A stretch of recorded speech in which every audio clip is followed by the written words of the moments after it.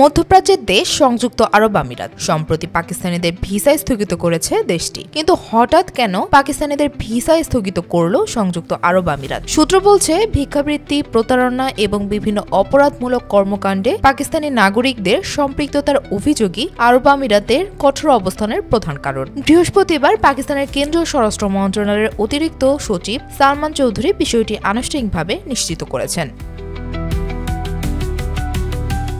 কমিটির বৈঠকে সালমান চৌধুরী বলেন, সৌদি আরব ও আমিরাত দুটি দেশই এখনও পাকিস্তানি পাসপোর্টের উপর আনুষ্ঠানিক নিষেধাজ্ঞা আরোপ করেনি, তবে তারা একেবারে নিষেধাজ্ঞার সীমা পর্যন্ত গিয়ে থেমে আছে। তিনি সতর্ক করে বলেন, যদি নিষেধাজ্ঞা আরোপ করা হয় তাহলে তা ওঠানো কঠিন হবে।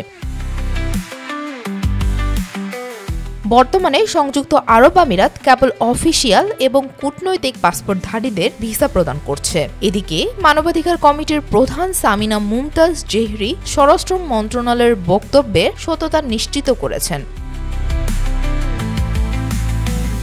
তিনি বলেন, অনেক পাকিস্তানি ইউএই গিয়ে অপরাধমূলক কর্মকাণ্ডে জড়িত হচ্ছে। এ ধরনের উদ্বেগ থেকেই এই বিধিনিষেধ। কমিটিকে জানানো হয়েছিল সংযুক্ত আরব আমিরাত পাকিস্তানিদের ভিসা দিচ্ছে না এবং বর্তমানে খুব কম ভিসাই জারি করা হয়েছে। তিনি আরও বলেন, এর আগে পাকিস্তানিদের ভিসা প্রদানের জন্য আবেদনের সঙ্গে পুলিশের কাছ থেকে চারিত্রিক সনদপত্র বাধ্যতামূলক করেছিল আমিরাত।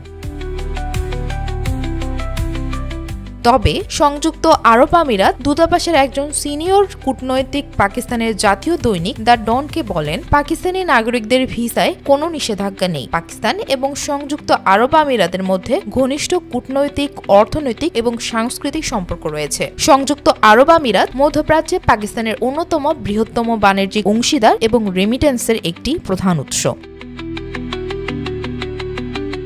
রাবিতা খন্দকার, বাংলা বাজার পত্রিকা।